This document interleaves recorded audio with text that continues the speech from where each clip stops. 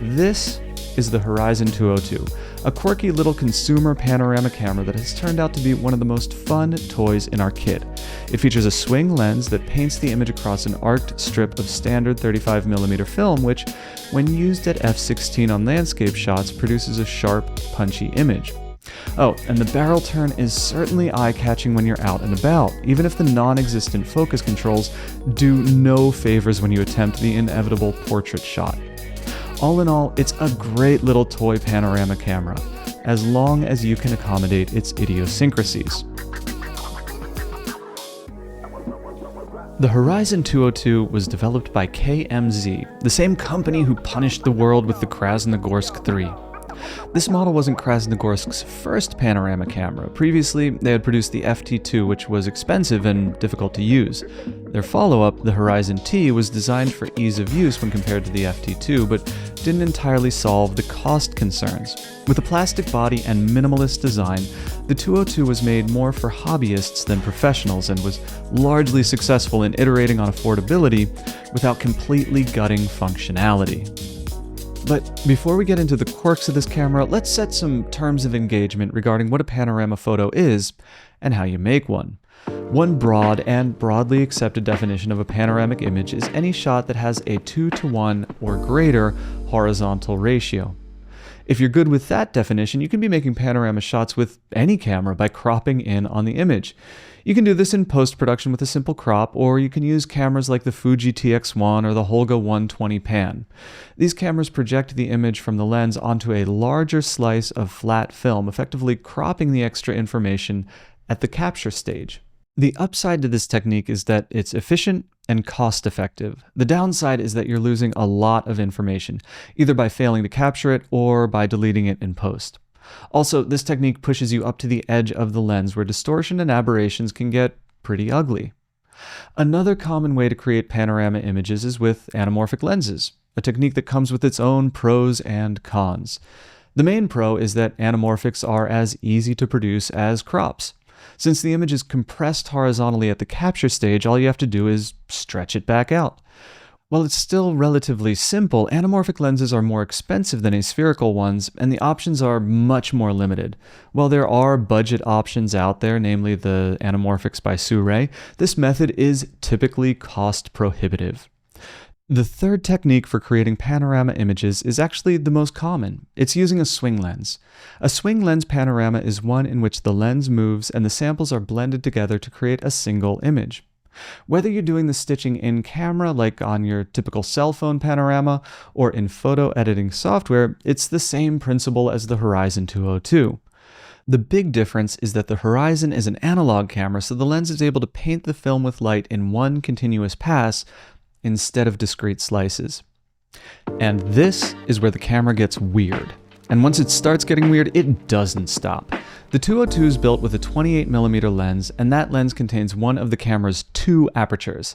The aperture on the lens controls f-stop, as one would expect, but on the opposite side of the barrel is another aperture that controls time. To understand the time aperture, we have to look at the gear system this camera uses.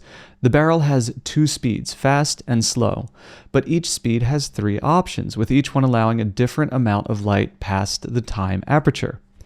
This is all represented on the camera as shutter speed. It just happens with this lens that speed is derived from the speed of the barrel movement and how wide open the time aperture is. It's complicated engineering that funnels into simple design, leaving you with less control over your image than a typical SLR, but more than your typical point and shoot. You don't have any ability to focus the lens, and you can only pick from one of 6 shutter speeds. But here's what makes up for those limitations. The camera works. Well, let's not go overboard. The Horizon 202 has a lot in common with the Krasnogorsky 3, a camera that was built from the ground up to hate its user. Like the Krasnogorsky 3, the Horizon 202 barely works today just as well as it barely worked when it came off the assembly line.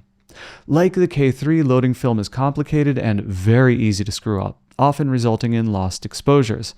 Like the K3, it also has a habit of chewing up some of the sprocket holes. And just like the K3, if you can clear all of those hurdles, it delivers a good, clean, dirty image. But if you're shooting on film, those imperfections shouldn't scare you away. It's why you're here. But if you're a pixel peeper who is on a quest for the sharpest lens on Earth, this might not be the obscure Russian toy panoramic camera for you.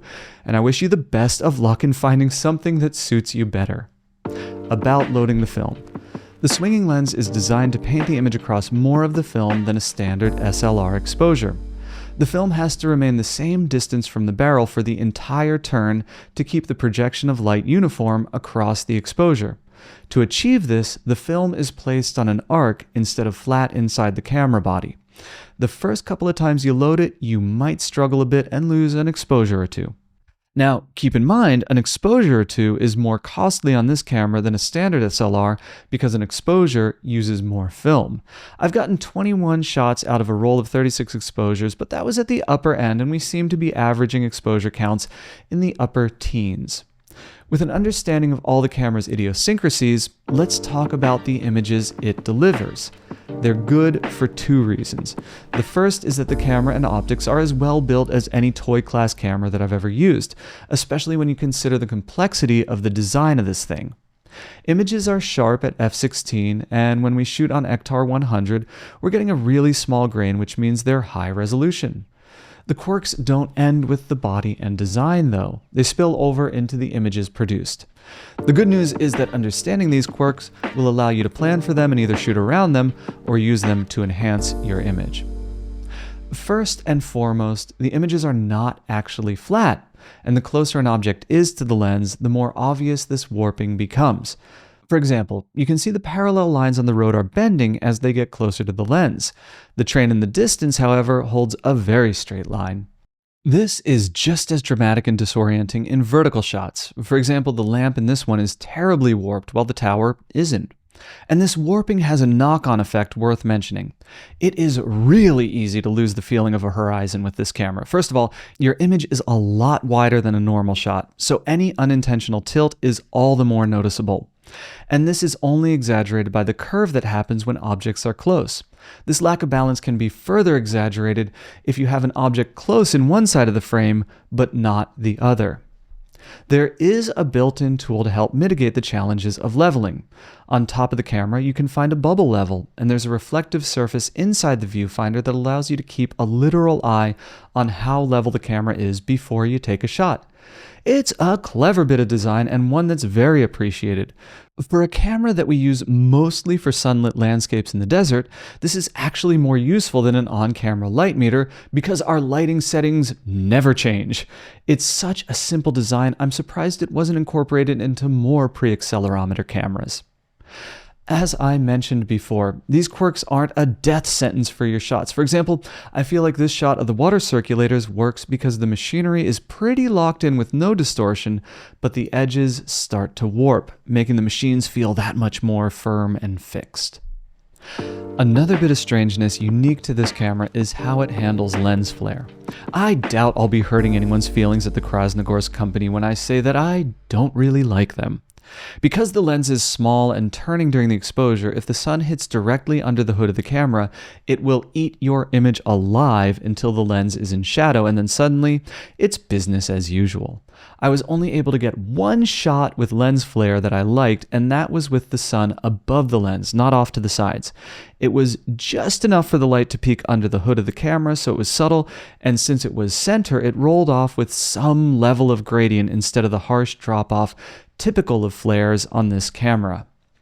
There are two more bonus features worth mentioning. Well, one really isn't a feature, it's more of another quirk. The first is that there is a convenient slot in which you can drop the top tab of your film roll so you know your ISO and stock while shooting. It's a cute feature on some SLRs that you forget about until you really wish you had it. The other little bit is on the undercarriage of the camera. It looks like they were planning on a battery for maybe a light meter and then changed plans after the body molds had been locked. You can still pop the compartment open, there's just no compartment inside of it that can hold a battery. Look, Every camera has its quirks. Here's the thing though, modern camera idiosyncrasies usually boil down to a spreadsheet of what frame rates can be shot at which resolutions and whether or not there is sensor crop. This is why I love old gear. Using cameras like these doesn't just reveal a dialogue between you and the film stock or you and the lens. When you get into cameras this singular in their design and execution, you are also having a dialogue with the engineers and designers who created them. The camera is signature to the small team that created it, and there's something beautiful about that. For example, Sony cameras create a beautiful image, but I've never held an A7 and felt a connection with the team that made it. And I don't believe that the absence of that connection negatively affects the art that you make with modern cameras. But I do believe that the presence of that connection does positively affect the art you create with older, odder bits of gear.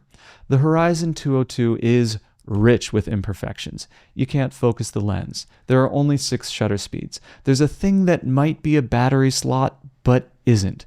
It's really easy to get your fingers in the shot.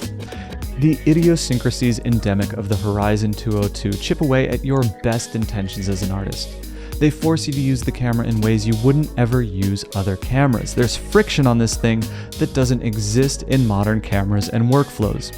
When we're doing client work, we want the pipeline to have as little friction as possible. But when we're making art, for the sake of art, we find that this friction challenges us to push forward in new ways we hadn't imagined. And if you're not pushing forward in ways you hadn't imagined, you run the risk of not creating art, but instead creating a technical echo of prior art. I warmly invite you to disagree with me all you like in the comments below. I mean, it would be a really punk move to say that I love friction in my creative pipeline and then not invite dissent in the comments. If you enjoyed this, please consider subscribing because you might like a future video. Now please stop watching YouTube and go make some incredible panorama photos.